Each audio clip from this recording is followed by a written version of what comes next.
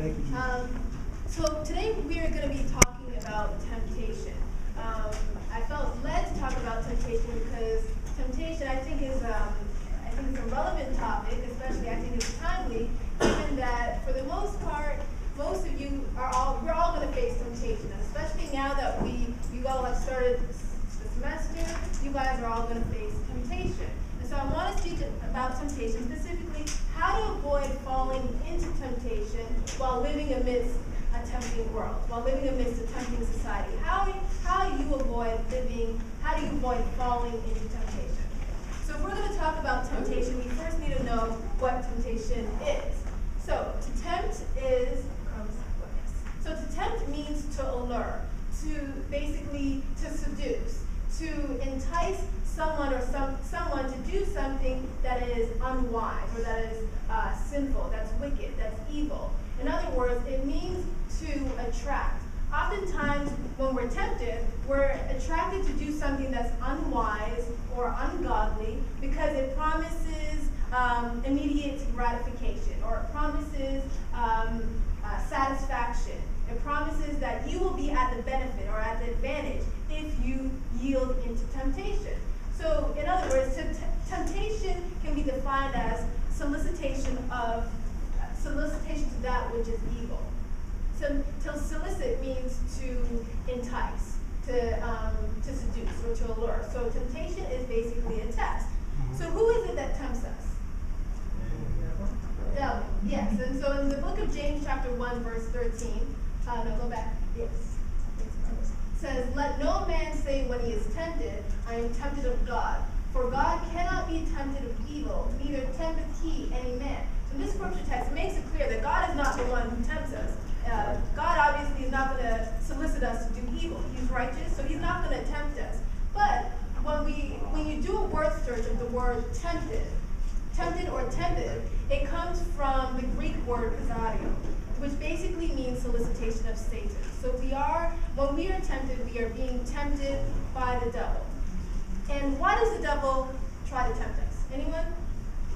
Why does he try to tempt you and me and them? He doesn't want you to be in communion with God, so by tempting you, try to bring you up Exactly. to his side. Exactly. He doesn't want us to be in communion with God. He doesn't want us to have a relationship with God, to have fellowship with God. Because when we engage in sin, God is not in the midst of sin. Because you can think of our relationship with God as a circle. And I have said this before, but as a circle. But your relationship with God is a circle. But once you allow sin in the midst, no longer do you have this complete circle, but it's now a half circle or a three-quarter circle. But it's not a complete circle. Why? Because you've allowed sin to come in, and God cannot dwell in the midst of sin. So the devil tries to get us he tries to prevent us from having a relationship with God by causing us to be tempted so that we can yield to temptation. If we yield to temptation, obviously, we cannot be the people whom God would have us to be. And the devil is trying to get each and every one of us to not be the men or the women that God is having us to be, to not operate in the will of God. Okay? Yes. So, what are some temptations that students usually face? College students. There's a number. Sex. Sex. Drugs. Partying. Not going to class. Alcohol. Sleeping. Video games. Procrastination. Shoot, there's a number, right? There's a number. Yeah, there's a lot of temptations that you all face. And so, what did you say? Pardon me? Oh, gluttonous? Yes, I know. That's freshman 15, 20, right? Yeah. Free meals, right? But what are some of the, so we know some of the temptations that many college students face. Then what are some reasons or justifications that individuals usually give for yielding into temptation? What are some reasons that people give? It's okay if you just yield. It's okay if you succumb. It's not as bad as this other person. Right. It's not as bad as this other person. Yes, not that bad. I'm still young. I got a lot of time to get serious. Yes. I'm still young. Everybody else is doing it. It just feels good. It just feels good. It's fun, right? And so the devil is going to be in all of our ears speaking, especially college students.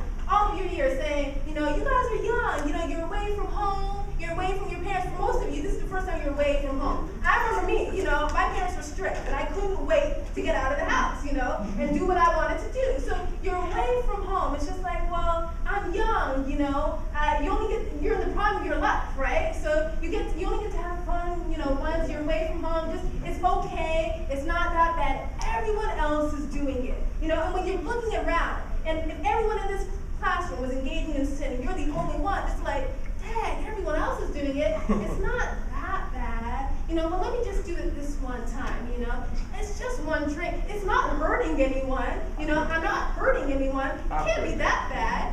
What'd you say? I'll quit next week. Yes, procrastination.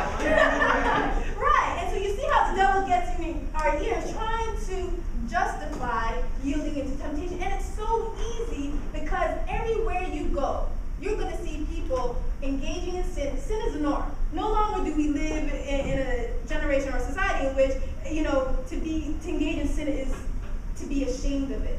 People sin and they do it proudly. This is nothing to hang your head at. Like, most people are going to brag about what they do, how many people they slept with, how many drinks they had, oh, you skipped class, all this stuff, it's okay. All of this stuff is justified. It's not a bad thing, and it can be something small like just skipping class. Skipping class.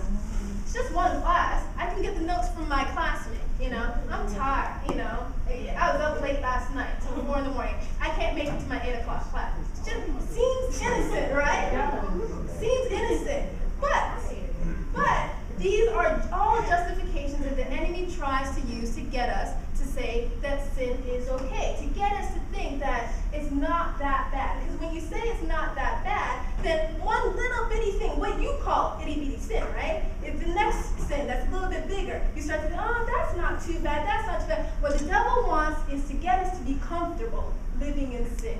We're living in a world where people are comfortable living in sin, where they don't even realize that they're sinning. Because a lot of people equate sin to this huge thing, to like crimes. I didn't go out and kill this person. I didn't steal, or big sins like I'm not promiscuous. I'm not even going to say I'm not having sex. I'm not promiscuous, because you compare yourself to other people. Well, I'm just with one person, right? I'm just with my boyfriend or girlfriend. But at least I'm not with every Tom, Dick, and Harry. That's what you do. You compare yourself to your other friends. You're with one person, so you're monogamous. It's okay, right? And I'm not with everyone else. That's bad. They're promiscuous. That's just horrible. So that's what we do, and that's what the enemy tries to get us to think. It's okay. What you're doing is okay. What they're doing is horrible. But keep in mind, and I understand why we justify all this. And it's funny because there's a site. Can you I was on the internet today, and I had already planned this lesson, but I was on the internet today. I went on MSN, and all of a sudden, what came up was the 7 deadly sins, and then it was categorized as celebrity. Like, can you actually go on there? Like celebrities who've engaged in the 7 deadly sins. And I was like, let me click on this, and if Brother Ryan can click on it. So basically, and I can't remember the scripture text where it's found, but there are 7 deadly sins: lust, greed, pride, gluttony, slothfulness. I said pride, greed, and there's 2 more. What'd you say? Envy. Yes, envy, and I said pride. Slothfulness. Slothfulness. I said slothfulness. Did I say gluttony? So over here. Okay. So you can see here, greed. I think that's what I was looking for, greed. So you can see here, in the picture of lust, they have Brad Pitt and Angelina Jolie, in lust. And we're not going to click on every one of them. We're not going to click on any of them because it's going to take too much time. But they show Brad and Angelina Jolie as well as a number of celebrities who have who've fallen into temptation, who've lusted, who've cheated on one another. They've committed adultery and fornication, and it's the norm. And so it's easy to see because celebrities are also acting like this is okay, this is not bad. And so we begin to start to think, oh, it can't be that bad. When you look at wrath means anger.